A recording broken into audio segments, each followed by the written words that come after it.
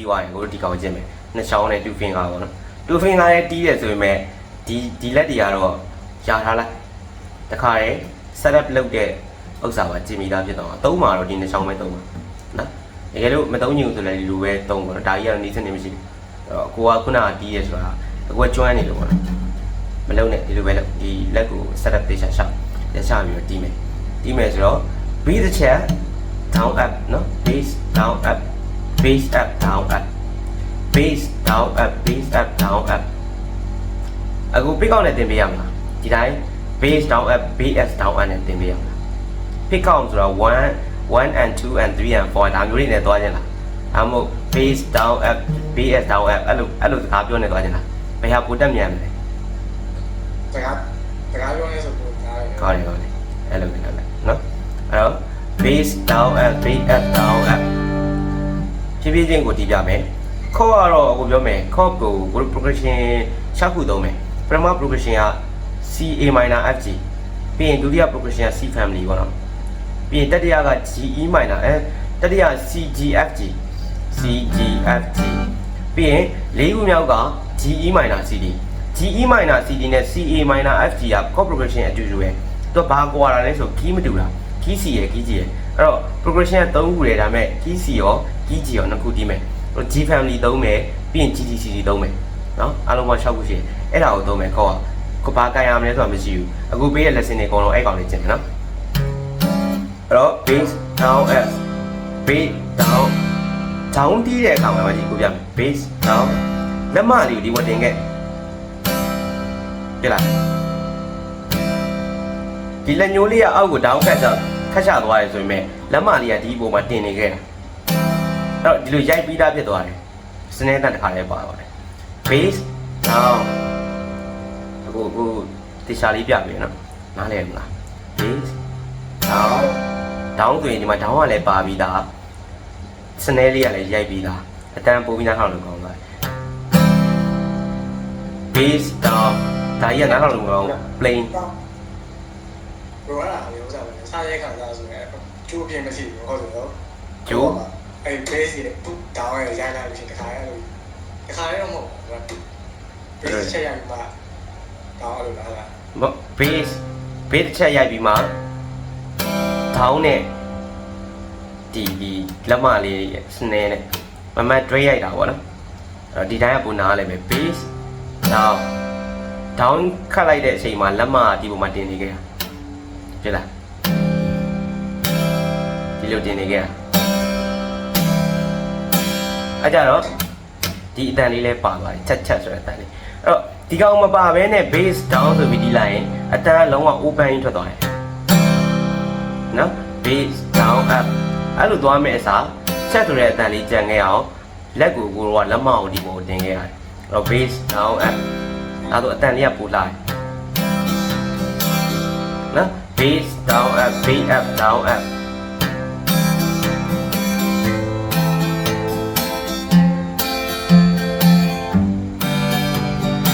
base down up base up down up base down up base up down up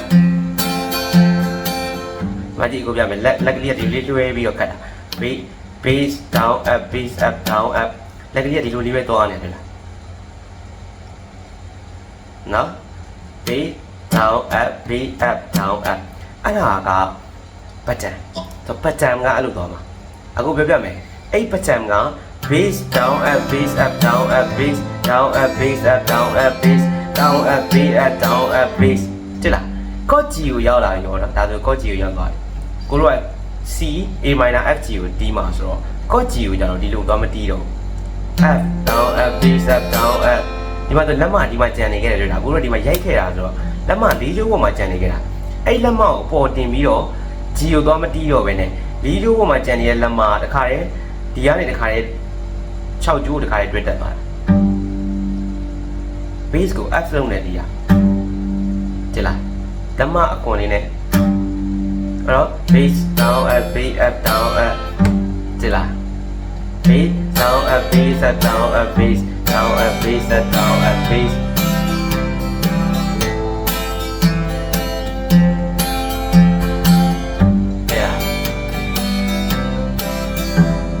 အဲ့ဒါက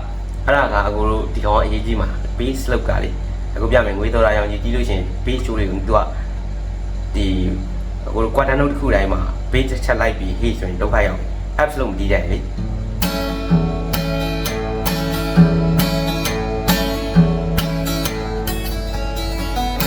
တဲ့လားဒါမျိုးတွေဒူးတန်းတန်းဒူးတန်းတန်းဒုံဒုံဒုံဒုံဒုံဒုံဒုံဒုံဒီလိုသွားနေမှာအဲ့ဒါဆိုရင် base ကိုဒီလိုလိုက်တီးလို့မရဘူးဒါဆိုရင်လက်မကြီးအပေါ်ထက်မြောက်ပြီးတော့မှပြန်တီးရတယ်အဲ့လိုမဟုတ်ဘူးအဲ့တော့ up slope နဲ့ခါရတီးလိုက်ဆို slope ယူတဲ့ပေါ်သဘောတရားတွေအခုဒီမှာအရေးကြီးလာပြီအဲ့တော့အခုတို့ဒီမှာ C A minor F G G မှာအခုတို့က B ကိုလက်မနဲ့ဒီလိုလေးပြန်တီးလိုက်နော် base down အဲ့ကြရင်လက်မမြောက်ပြီးသားဖြစ်သွားတယ်ပြီးတော့ down ပြန်တီးမယ်ဆိုလို့ရှိရင် quad တီးတဲ့လားဘာလို့လဲ up slope နဲ့သွားပြီးသားဆိုတော့ကိုလက်မဒီမှာဒီဘက်ကိုရောက်ပြီးသားပြန်ပြီး down ကတ်ချမယ်ဆိုလို့ရှိရင် ready ဖြစ်နေပြီတော့တဲ့လားအပို့ပြီးတော့ cut ပဲဖြစ်သွားတယ်ဗောနော် base down up base up down up base down up base down up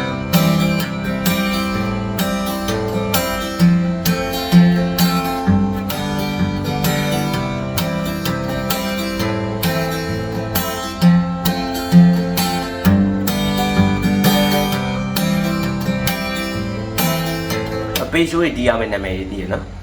C ဆိုရင်ဘယ် base ဘာလို့ဆို finger sign တခြင်းတစ်ပုတ်ရထားပြီးသားလူက base ချိုးဘယ်ချိုးတီးရမလဲတော့မသိဘူးဆိုတော့မရှိတော့ဘူးကိုထင်တာပဲဟုတ်တယ်မလားတင်ပါထင်တယ်နော်ထင်တာလားဟိုရတာလားမရဘူးလားတော့အခုမတင်မေးဘူးတော့ဖြစ်နေအောင်ပဲ base base ဆို5ချိုးပါ C ဆို5ချိုး A minor ဆို5ချိုး G ဆို6ချိုး E minor ဆို6ချိုး D ဆို4ချိုး D minor ဆို4ချိုး F ဆို4ချိုးအဲ့ဆိုလေအခုဒီမှာ record ရှိပြီးသားဆိုတော့တခါတည်းကိုကမသိလဲဒီထဲမှာပါပြီးသားဆိုတော့ကြက်လိုက်လို့ရတယ်လေလားအဲ့ဆို4ချိုး B minor ဆို4ချိုး B ဆို4ချိုးနော် A ဆို5ချိုး E minor 5ချိုးအဲ့ minor နဲ့ major တူတူပဲ A ဆိုလဲ5ချိုးပဲ E minor ဆိုလဲ5ချိုးပဲ D ဆို4ချိုးပဲ D minor ဆိုလဲ4ချိုးပဲအဲ့တော့တစ်ခုမှလိုက်ရပြီကောင်းရပြီဒီလားကိုတို့အဲ့လိုပဲမှတ်လိုက်နော်အဲ့တော့လေးပဲ C ဆိုရင်5ချိုးနော်အဲ့တော့ဒီမှာကိုအကုန်ပြောပြပြီးဆိုတော့ base ကတော့ရသွားပြီ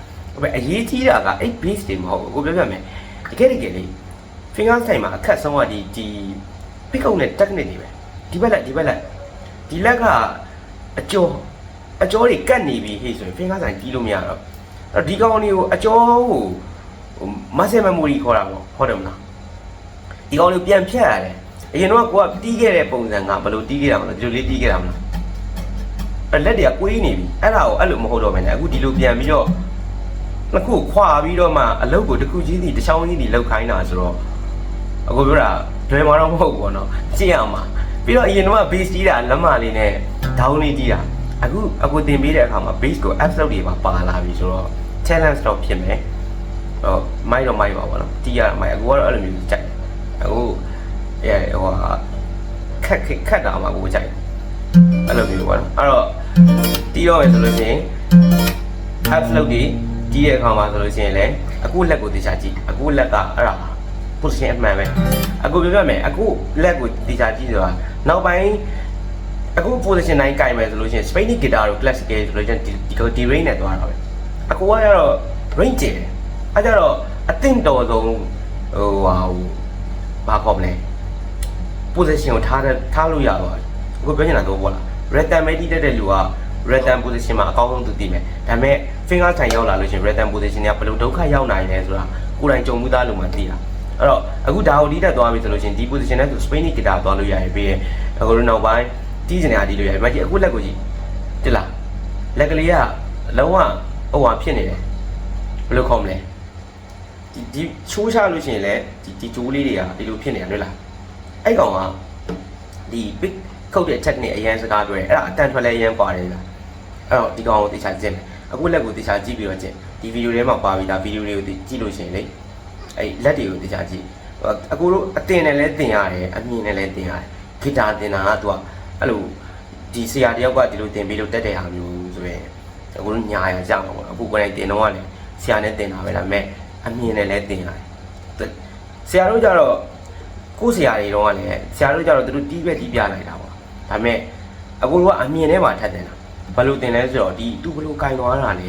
အဲ့ဒါကနေသူလက် position လိုက်ခိုးတယ်သူတို့တင်ပြီးတယ်တင်တာကိုလည်းယူတယ်အမြင်နဲ့လည်းတင်တယ်အကြားနဲ့လည်းတင်တယ်အဲ့တော့ earring ပြီးရင်မျက်လုံးနဲ့လည်းတင်တယ်ပြီးရင်ဒီတိုင်းအုံတော်နဲ့လည်းမှတ်ပြီးတော့လည်းတင်တယ်အဲ့လိုသုံးခုလုံးတင်တယ်လူကအများကြီးပို့တယ်အဲ့တော့အခုဒီမှာအခုတေချာလေးလုပ်ပေးထားတယ်ပေါ့နော်အဲ့ဒါလေးကိုတေချာကြည့် down up ကို down ကိုဘယ်လိုတီးသွားလဲလက်ကိုဘယ်လိုပျော့ပျော့လေးထားသွားလဲဒီကောင်က release ဖြစ်နေရမယ်နော်အခုအဲ့ဒါကိုပြောချင်တာလက်တွေက release ဖြစ်နေရမယ်တောင်းတောင်းကြီးဖြစ်နေလို့မရအားမရှိဘူးသူကဒီလိုကြီးဟိုတခုခုကိုကင်မဲ့ပုံစံမျိုး release ဖြစ်နေရ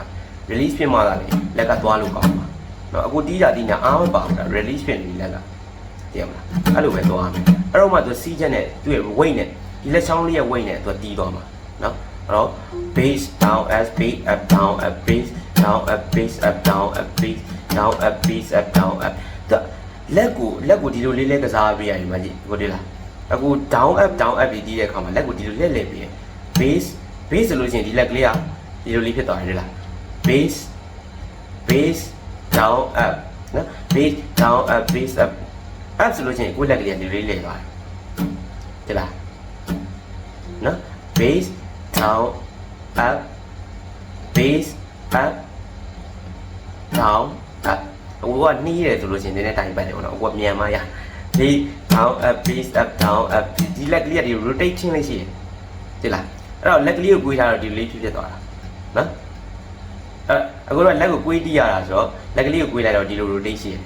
သိလားအဲ့ဒါလေးကိုသိတာအဲ့ဒါလေးကလည်းတက်တယ်အဲ့တော့ base down up ဒီလိုလေးတီးလိုက်လို့ရှိရင်လက်ကလေးက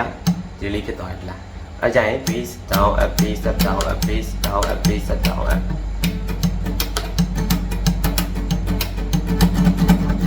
ဒီလက်က spinning kick ကတီးရင်လည်းဒါပဲတီးတာ right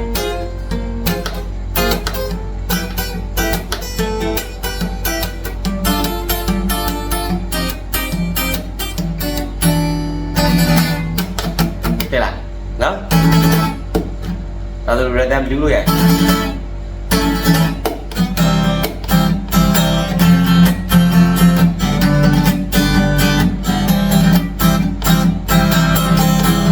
ဒီများကြီး pattern နဲ့ခတ်နေတဲ့လက်ခတ်ကိုကိုတို့ကသင်္ကားခိုင်သမားတွေကတန်ညိုလေးချောင်းလိုက်နဲ့ strum တွေကိုချက်ရည်များတော့ခတ်လို့ရတယ်ဒီကောင်ကိုလေ့ကျင့်မှုအခုပြီးတဲ့ exercise ကိုကောင်းကောင်းလေ့ကျင့်သွားပြီဆိုရင်ဒီများကြီး pattern နဲ့တအားခတ်နေရတဲ့ဟာကိုကိုတို့ကလက်ညိုလေးချောင်းလိုက်သုံးပြီးတော့အမြန်ခတ်လို့ရတယ်တို့လက်ခတ်လူရဲဆိုတော့ကိုတို့လက်ညိုသမားတွေကပို့ပြီးတော့တွေ့ဖြစ်လားဟုတ်အတန်လေးပူလာတယ်ငါလက်ညွှဲလက်မအရေးကြီးတယ်အခုဒီမှာဗီဒီယိုရိုက်ပေးတာဒါအများသွားပြီအဲ့ကောင်က1Kကျော်တော့သွားမှာ